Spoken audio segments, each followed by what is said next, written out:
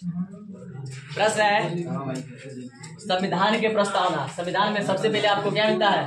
प्रस्तावना ही मिलता है। पहले ही प्रस्तावना में लिखा हुआ होता है, यानी कि भारत को अखंड बना के रखना है, भारत की जो है स्वच्छता, भारत की जो है सहयोग, भारत की जो है ना, भारत में शांति है ना, अखंडता का प्रतीक प्रस्तावना में आपको मिलता है। ठीक है, ये संविधान का प्रस्तावना है। आपको जब संविधान आप पढ़िएगा तो सबसे पहले उसका प्रस्तावना होता है। ठीक है, प्रस्तावना में यानी कि इसका आईना कुंजी, यानी कि इस जैसे आईना में हम लोग कोई चीज देखते हैं तो झलक जाता है, उसी प्रकार से संविधान का आईना है प्रस्तावना, है ना, कुंजी है।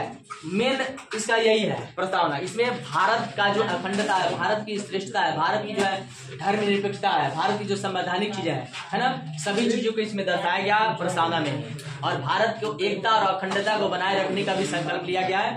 भारत को हमेशा है ना एक मतलब संवैधानिक तरीका से इसमें दर्शा दिया गया है। और इसमें पूरा संविधान का पूरा ब्यौरा जो है प्रस्तावना में ही आपको मिल जाएगा कि भारत जो है एक बहुत बड़ा विशाल जो देश है, गणराज्य देश है, जो लोकतांत्रिक देश है।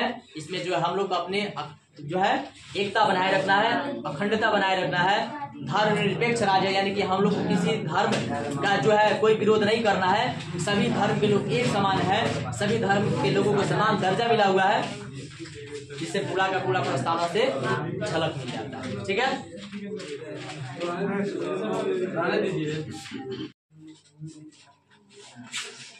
प्रश्न नागरिक संशोधन कानून। नागरिक संशोधन कानून का मतलब हुआ कि नागरिकों के अधिकार जो है उसको संशोधन करके कुछ अलग है ना चेंज किया गया, नागरिक संशोधन कहलाया। ठीक है, बस नागरिक संशोधन CAM यानी सिटीजन एक्ट है ना। तो इसमें जो है नागरिक संशोधन कानून के तहत ये रखा गया कि जो पाकिस्तान से है ना, पाकिस्तान से, बांग्लादेश से, अफगानिस्तान से प्रताड़ित होकर, यानी कि वहां परेशान लोग हैं और वो परेशान वाले लोग है ना आ करके यहाँ पे हिंदू हो, बौद्ध हो, जैन हो, है ना, जो भी धर्म के हो, अगर भारत में आ गए, भारत में शरण ले लिए, तो उन लोग को भारतीय नागरिकता देने का प्रावधान है। इसके अंतर्गत नागरिक संशोधन, यानी नागरिकों में संशोधन करके उसको भी क्या किया जाए, नागरिक माने भारत की नागरिकता देने की कोशिश किया जाए। भारत की नागरिक जैसे समान उसको क्या मिलना चाहिए, दर्जा मिलना चाहिए, है ना। तो इस नागरिक संशोधन के तहत यानी कि जो अलग अलग देशों से जो भारत में पाकिस्तान, बांग्लादेश है ना, विभिन्न देशों के लोग अगर आ रहे हैं, हिंदू हो, जैन हो, धर्म हो, बुद्ध हो, जो भी अनुयायी के लोग, जो भी धर्म के लोग मानने वाले हैं, लेकिन भारत में जब आ गए तो ये प्रावधान है, नियम है CAA के तहत कि उनको भी क्या मिलना चाहिए, भारतीय नागरिकता। हो गया। प्रश्न है राष्ट्रपति शासन से क्या समझते हैं? सुने हैं राष्ट्रपति शासन लागू होता है? नहीं सुना है लोग? अभी नहीं सुना है। राष्ट्रपति शासन आपातकालीन स्थिति में लगता है ना। वहाँ पे जो सरकार होती है, जिस राज्य में राष्ट्रपति शासन लगता है, वहाँ की सरकार अपदस्थ हो जाती है, हट जाती है। वहाँ पे राष्ट्रपति शासन लगता है, हाँ, केंद्र का वहाँ पे अधिकार हो जाता है। वहाँ पे राज्यपाल की नियुक्ति की जाती है, वही देख रेख करता है। ठीक है, ये राष्ट्रपति शासन होता है। लिखिएगा। प्रश्न है राष्ट्रपति शासन से क्या समझते हैं? राष्ट्रपति शासन मतलब किसी भी राज्य में लग सकता है राष्ट्रपति शासन, यानी कि वहां पे राष्ट्रपति का क्या हो जाता है, अधिकार हो जाता है, शासन हो जाता है ना।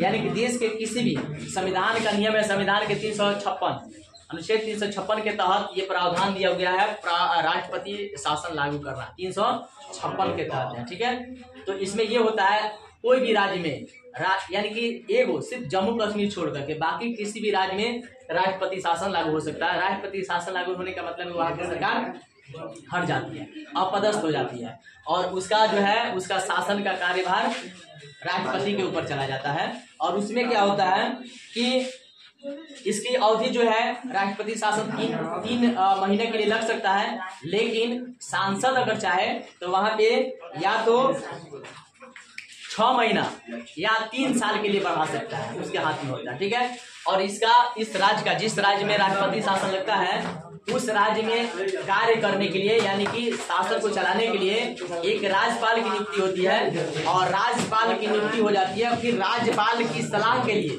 मतलब एक चाहिए ना उसकी सलाह के लिए कि आपको कैसे करना है ना, हर चीज का सलाहकार होता है। तो उस राज्यपाल के सलाहकार के लिए, सलाह के लिए एक अलग से एक व्यक्ति की नियुक्ति की जाती है जिसमें उसको सलाह देकर के क्या करता है, उसको मतलब जो भी शासन का कार्य होता है, जो भी राज्य का काम होता है आगे बढ़ता है। ठीक है, तो ये है आपका राष्ट्रपति शासन लागू होना। देखिए कांग्रेस हार के भी फिर एक बार सत्ता में आता है 71-72 में। ठीक है, यानी कि 1964 के बाद, 1964 के बाद जब नेहरू की मृत्यु हो गई, मतलब 64 में मृत्यु हो गई, तो इसके बाद नेहरू जी के बाद यानी कि पंडित जवाहरलाल नेहरू के बाद इनके तरह कोई भी व्यक्ति जो है अच्छा नेता जो है कांग्रेस में नहीं रहा। ठीक है, तो उसके बाद से क्या हुआ कि इनको हारना पड़ा, यानी कि इन राज्यों को हारना पड़ा 1967 में। ठीक है, 64 में इनकी मृत्यु हुई, उसके बाद इनके जैसा कोई नेता नहीं रहा, तो 1967 में चुनाव हारना पड़ा। लेकिन केंद्र में इंदिरा गांधी की सरकार केंद्र में बनी रही।